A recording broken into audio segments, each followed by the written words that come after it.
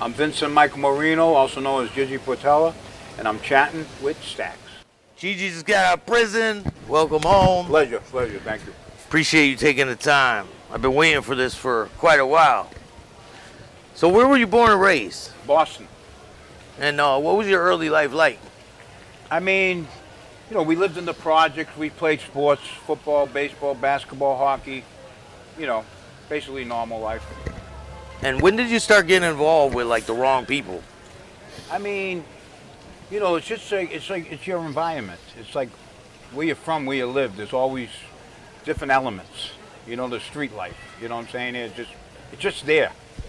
So what's some of the first things you would get in trouble for?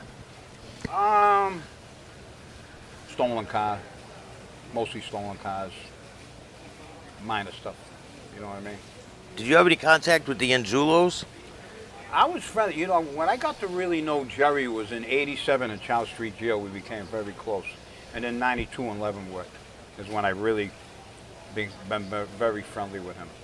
And how is he as a person? Great guy, super intelligent. Super intelligent guy. You'd love the guy. Passed Comical. Away, 2009 he passed away, right? I believe so. I like I said, I met him in 87 and 92 in prison. So now, when all this craziness was going on in the 90s, how did you get sucked into all that? Pretty much by accident.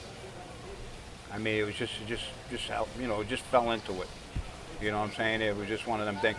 Well, realistically speaking, the FBI instigated the whole thing. I was walking in my house one day, Conley, Buckley, and Callan. FBI agents pulled up, showed their badges, and told me that Frank Flemmi was trying to kill me. So at that point, you know, I had to think of ways to defend myself. You know what I'm saying? And then they went to Vinnie Ferrara's lawyer, Cardinale, and told them the same thing. They were trying to kill him. So they instigated the whole thing. Did you have any dealings ever with Frank Salemme? Actually, I knew his son. I was actually friendly with his son. His son was a good friend of mine, but then he became not a good friend of mine when he started doing sneaky deals and stuff.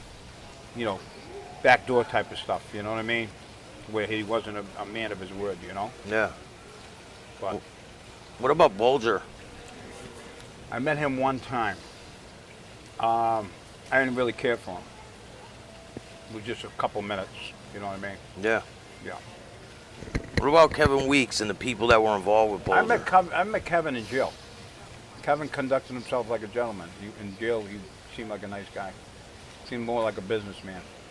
He's out now. Yeah. He's back out here. They call him 2 weeks. Kevin 2 weeks. That's what I hear. Because he ratted in 2 weeks. That's what I heard. Took him 2 weeks to fold. That's what I heard. So, what exactly did you go to prison for? Okay, what was I convicted of? No, what were you charged with? I was charged with the June 16, 89 Flemmi attempted murder. I was charged with using a machine gun, sounds, bomb, strikes, and hand grenade to overthrow the New England mob, which was all bull. I was charged with conspiracy to murder 14 people. I was charged with RICO conspiracy, and like I said, VICA they call it, violent crime and aid of racketeering, which is conspiracy to murder. And so what were you convicted of? I was convicted of RICO conspiracy to murder. I beat the machine gun, sounds, bomb, strikes, and hand grenade, not guilty, 2 924Cs. I beat the Salemme attempt. In that sentencing, I got a 25-year enhancement for conduct the jury found me not proven beyond a reasonable doubt of, which was the June 16, 89 Salemme attempted murder. So what happened with that? Like, what are they alleging that you did?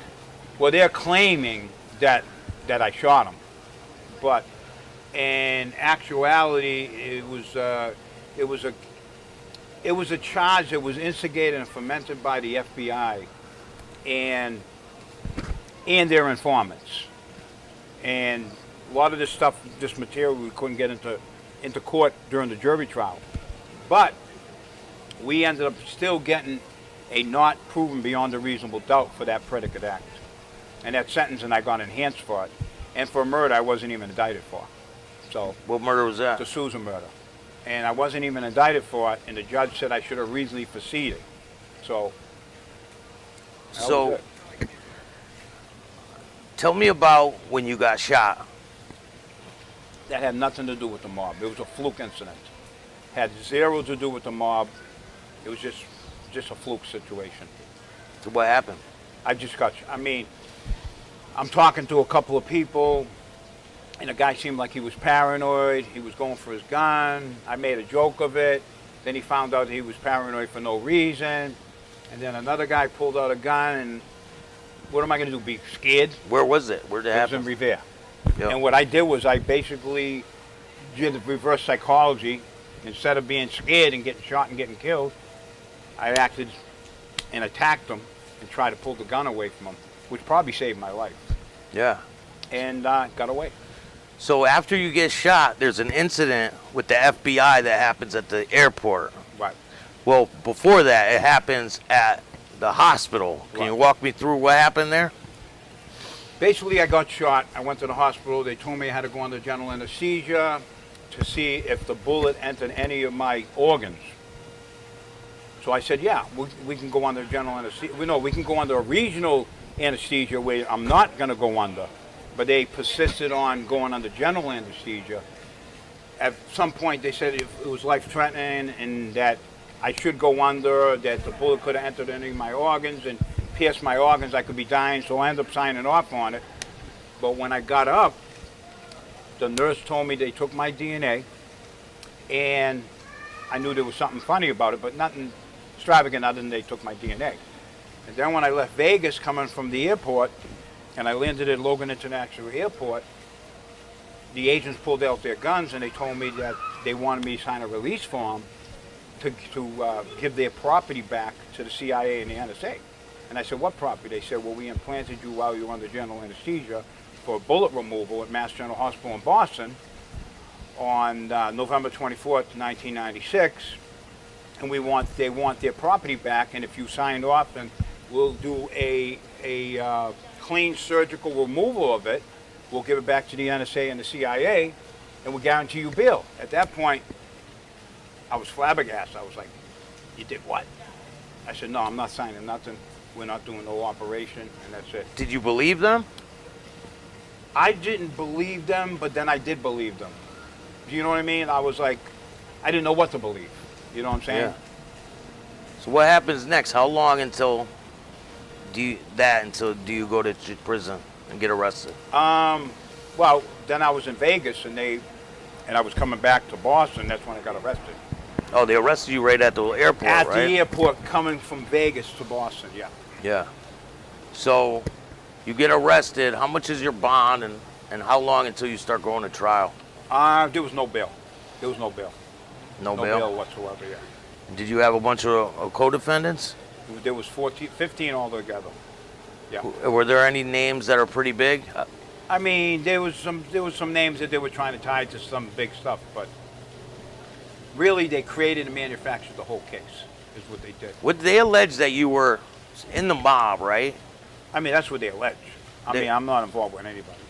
But they allege that you were in the mob and you're trying to overtake Salemme. They basically sold the popcorn and the sodas and played the theme song from The Godfather and Sopranos, but we had nothing to do with any of that. Yeah. If anything, guys were guilty of defending themselves, basically.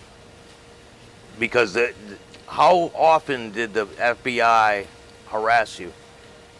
I mean, the thing is, with the FBI, they wanted to get Salemme out of the way. And the only way they could do it was to instigate certain people to make them believe that he was trying to kill them, and they would, in turn, try to kill him. Instigate and fomented violence. Yeah. So they would come to different people and say, Salemme's trying to kill you. They did a book, it's called COINTELPRO, and it talks about how the FBI infiltrates a group of people or an organization and gets everybody to kill each other. Really? It's called COINTELPRO. It's a book. You should read it. You read it in prison? I haven't actually read it. I read parts of it. So how long exactly do you get sentenced to? And where do you first go when you go to prison? I got 35 years, 420 months. I got the most time out of everybody. Wow. And what was your experience like in prison when you first got there? Don't owe nobody. Don't let them owe you. You have good paperwork. Mind your business. You'll ride smooth. Did you see any? Were you locked up with any crazy people? Any infamous people? A lot of infamous people. Where's some of the names? I mean, you were I around? don't want to put their names out there. Yeah. You know what I mean? They're not them type But of there was a people, lot. right? Now, did you hang around with the white guys? Of course. Who was the Of course. majority? Mostly whites, Italian, Irish, you know. Lucky the Greek, Mostly right? Boston guys. Lucky the Greek. Lucky, Yeah. good friend of mine. I grew up with him. I like Lucky. Yeah, he was a good I guy. do like Lucky. Yeah. So did you see any wild things in prison? There was a lot of crazy stuff. What's some of the crazy I stuff mean, I don't you've want to seen? really talk about it, but there was some Yeah. crazy stuff. You see a lot of crazy things. So, you were supposed to get out earlier, right? Were you? Because you were trying to I got overturn your case. I got an enhanced 25 years. I should have only gotten 10 years. I got convicted. The charges I got convicted of, the maximum I should have got was 10 years. But they enhanced my sentence 25 extra years for the Salemme attempt I beat at trial, and for the Sousa murder I wasn't even indicted for. Now, U.S. Sentencing Guideline Amendment 1 says you can't do it no more. Supreme Court case McClinton says you can't do it no more. U.S. Congress, both the bipartisan Republican Democrats got together and had their own bill, and it says you can't do it anymore. It's draconian. You're not supposed to do it. But meanwhile, I already served 28 years. So is there any way you could fight the system back once you're... What I want to do is rescind the rest of my halfway house time and rescind the rest of my supervised release. And then walk clean? And then there will be no paper. You don't have probation or anything That's, after? the supervised release Yeah. would be the probation. And how long is that? Because I've served an extra 25 years in prison. I got 28 already in, so that should be able to cover the 3-year supervised release and whatever I got months left in the halfway house, Yeah. you know? Oh, you're putting So in that's a- what I'm hoping for. So what's your goal for the future? I don't know. I might write a book and do a screenplay on my on the story that surrounds my case and everything. We'll see what happens. So during your time coming up in Boston, is there any situations that you could tell me about Well, right now, that no. pop out in your head? Not right this moment. Doesn't have to be criminal. Yeah, not right this moment. Well, we can talk about that later. All Actually, right. I got to run right now. Yeah, man, I really But it was a appreciate you pleasure. taking the time. It was a pleasure. Thank you.